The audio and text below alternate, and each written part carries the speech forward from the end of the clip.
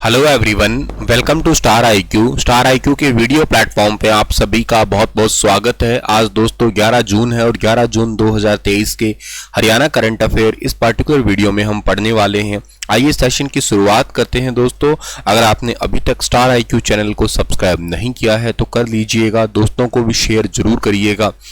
मेरे प्यारे दोस्तों, कल आपसे एक सवाल पूछा था, उसका सही जवाब क्या होगा कि हाल ही में पिछले एक साल में हरियाणा में कैश निकासी में कितने परसेंटेज की ग्रोथ देखी गई है। तो कैश निकासी में परसेंटेज की ग्रोथ जो देखी गई है वो 0.7% की देखी गई है, जिसमें पंजाब सबसे टॉप पे है, मोर देन 6% है। हरियाणा कैश से ज़्यादा आजकल डिजिटल पेमेंट पे फोकस कर रहा है, इस आंकड़ों के अनुसार देखें तो। और इसके अलावा जो करंट अफेयर पढ़े उससे पहले हरियाणा में शहरी प्रॉपर्टी धारकों के लिए एक अच्छा ऑफर है कि पोर्टल के ऊपर अपने प्रॉपर्टी डेटा का खुद ही जो है ना उसको वेरीफाइड करे। कोई भी उसके अंदर अगर प्रॉब्लम होती है तो खुद ही जो है ना उसको ठीक ठाक कर सकते हैं। 30 जून 2023 तक जो है ना ये अभियान चलाया जा रहा है। एक्चुअली क्या होता है, प्रॉपर्टी के ये सारे डेटा को ठीक करने के लिए पहले कोर्ट के अंदर लंबी लाइनें लगा करती थी, बहुत टाइम वेस्ट होता था। तो हरियाणा सरकार ने इसका एक खुद ही पोर्टल अपडेट कर दिया है और उस पोर्टल के ऊपर जाके ये इसका QR कोड और पोर्टल लिंक दे रखा है। कोई भी अपनी प्रॉपर्टी को जो है ना उसका कोई डेटा है उसमें कुछ गड़बड़ है उसको ठीक कर सकता है। 11 जून 2023 से लेके 30 जून 2023 के बीच का ये एक अभियान है ये। आइए बढ़ते हैं आगे और आज का पहला करंट अफेयर है। हरियाणा में ऑफ ग्रिड सोलर पंप की स्थापना से हरियाणा में 53,000 सोलर पंप से हर साल कितने करोड़ बिजली की बचत हो रही है।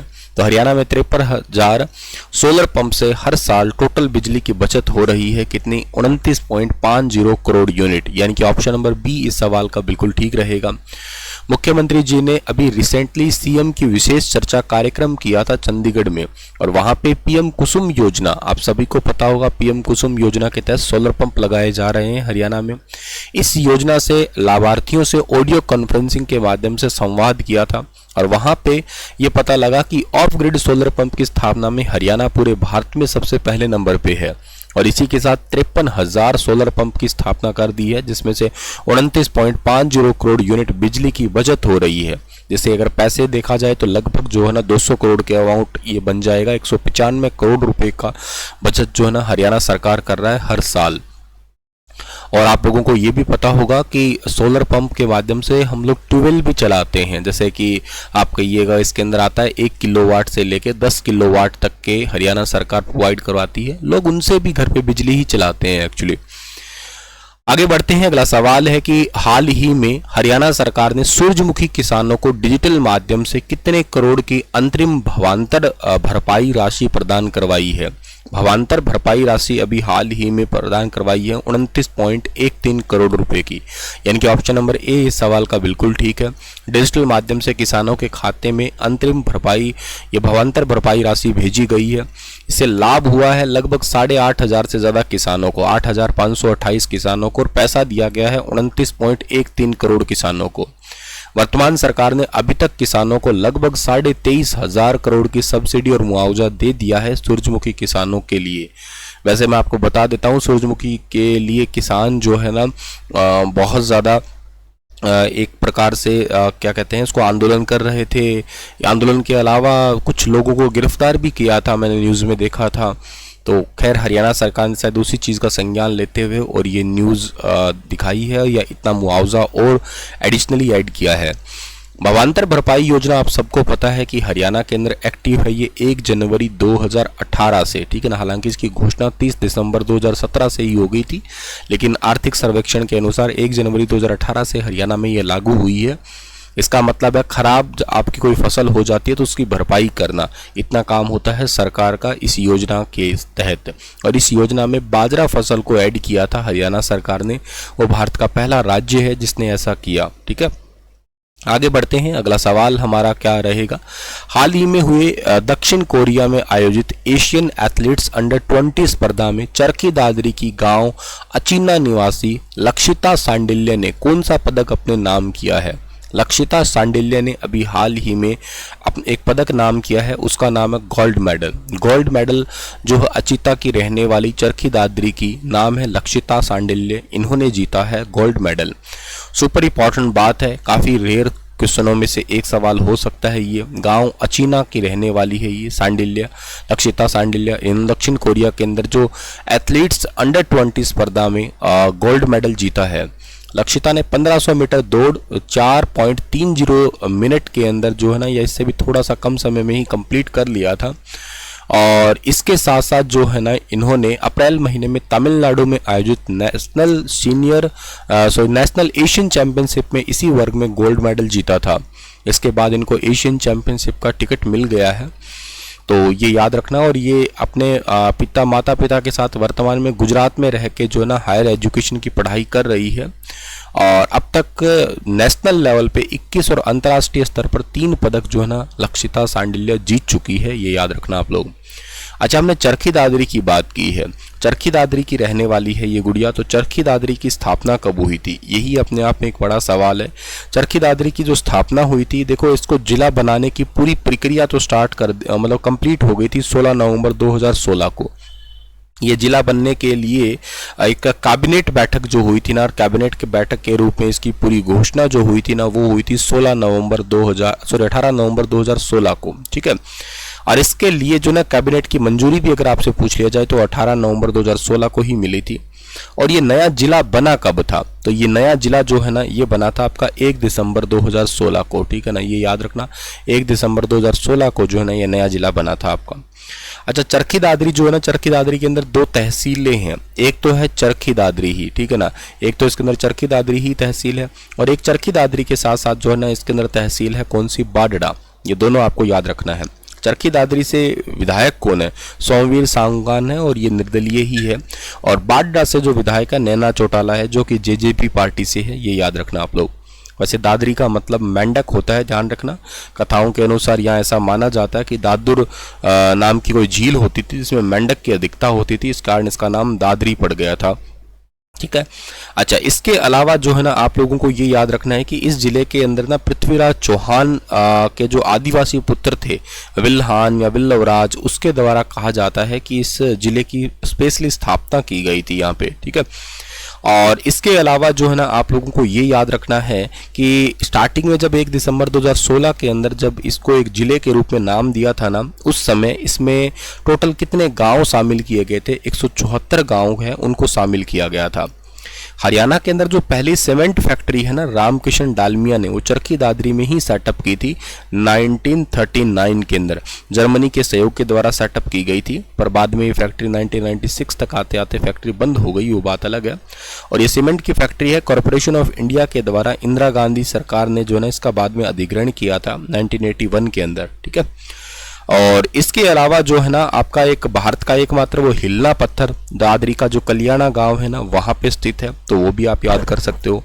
एक यहाँ की विमान दुर्घटना बड़ी फेमस है, अगर आपको याद हो तो 12 नवंबर की घटना है वो, 12 नवंबर 1996 की घटना है शायद वो ना, 12 नवंबर 1996 है। अगर मैं गलत हूं तो मुझे करेक्ट करना, शायद 96 ही है, ठीक है।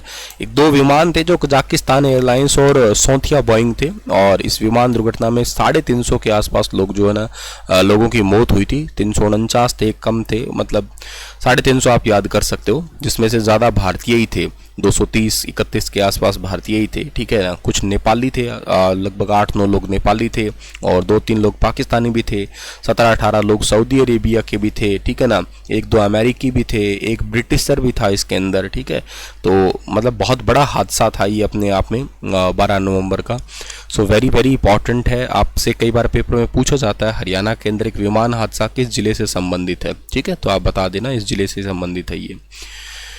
और ये एक गांव भी बड़ा फेमस है यहाँ का, आपको पता होगा, वो गांव विनेश फोगाट का है, और वो है बलियाली गांव, ठीक है ना। अब विनेश फोगाट का नाम क्यों लिया सर आपने, क्योंकि फिलहाल के लिए वो न्यूज़ में है, इस करके ही मैंने कहा है उनका नाम, बाकी फोगाट सिस्टर के लिए ही जाना जाता है वो गांव। अगला जो क्वेश्चन आपका आता है वो कौन सा रहेगा यहाँ पे, नेक्स्ट है कि हाल ही में वन विभाग ने कितने करोड़ पौधे लगाने का टारगेट किया है। तो अभी हाल ही में वन विभाग के द्वारा जो है ना पौधे लगाने का टारगेट टोटल किया है 2.5 करोड़ के आसपास, 2.5 करोड़ है, लगभग 2.25 करोड़ है, ठीक है ना। यानी कि ऑप्शन नंबर ए इस सवाल का ठीक है, 2.5 नहीं 2.25 करोड़ कहेंगे हम लोग, ठीक है ना। ए ऑप्शन सही है इसका हमारा। जल शक्ति अभियान के तहत ये पौधे लगवाए जाएंगे, निःशुल्क पौधे लगवाए जाएंगे। और राज्य क्षतिपूर्ति प्रबंधन एवं योजना प्राधिकरण के तहत एक अभियान चलाया जाएगा, पौधगिरी अभियान, ठीक है ना। पौधगिरी अभियान आपको पता है 6वीं से लेके और 12वीं क्लास तक के बच्चों के लिए है। 2018 के दौरान इस अभियान को स्टार्ट किया गया था और इसमें बच्चे जो पौधे की देखभाल करते हैं उनको लगभग 50 रुपये भी दिए जाते हैं और के साथ असेसमेंट में मार्क्स के लिए भी सरकार इसके लिए जो है ना वो सिफारिश करती है।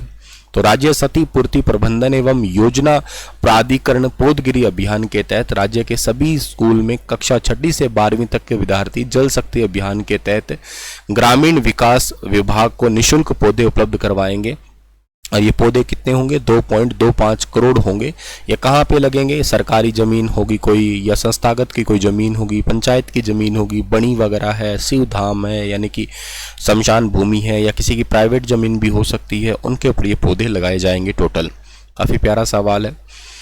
अगला सवाल हमारे पास में क्या है? नेक्स्ट हमारे पास में सवाल है कि हाल ही में आयोजित हुए राष्ट्रीय ताइक्वांडो प्रतियोगिता में हरियाणा ने कितने पदक अपने नाम किए हैं? राष्ट्रीय ताइक्वांडो प्रतियोगिता में हरियाणा ने अपने नाम 7 पदक किए हैं।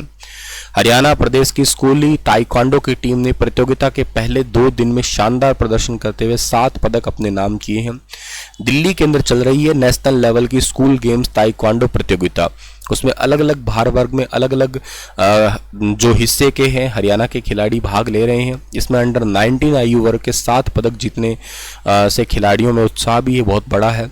हरियाणा स्कूलों की राष्ट्रीय टीम का सिलेक्शन जिला शिक्षा विभाग करनाल में लगाए गए कोचिंग कैंप में हुआ था और इसमें खिलाड़ी 12 जून तक होने वाले मुकाबले में अपनी प्रतिभा दिखाएंगे। टीम मैनेजर के रूप में AIO संगीता खिलाड़ियों के साथ है। टीम की कोच ममता कुमारी है और सोमवीर है, ठीक है ना। तो 2 दिन के आगे और अभी आज और कल के मुकाबले और बाकी हैं अभी, ठीक है ना। बाकी 7 पदक अभी तक हमारे पास में यहाँ पे आ चुके हैं, जिसमें से गगन, नवीन, ऋषभ, राहुल, प्रियंका, नेहा और महक है। हाल ही में हरियाणा सरकार ने खरीफ सीजन की फसलों के न्यूनतम समर्थन मूल्य में वृद्धि की है। इसमें हरियाणा के कितने किसान परिवारों को लाभ मिलेगा? इसमें टोटल 17 लाख किसान परिवारों को जो है ना लाभ मिलने वाला है। ये टोटल धान की जो सामान्य फसल है, धान है, धान ग्रेड A है, ज्वार है और ज्वार मालदांडी है, बाजरा, मक्का, तुअर, अरहर, मूंग, उड़द, सूरजमुखी के बीज, कपास और कपास, मध्यम रेशा और लंबा रेशा, इन सभी के लिए जो है ना MSP में नई वृद्धि की है हरियाणा सरकार ने।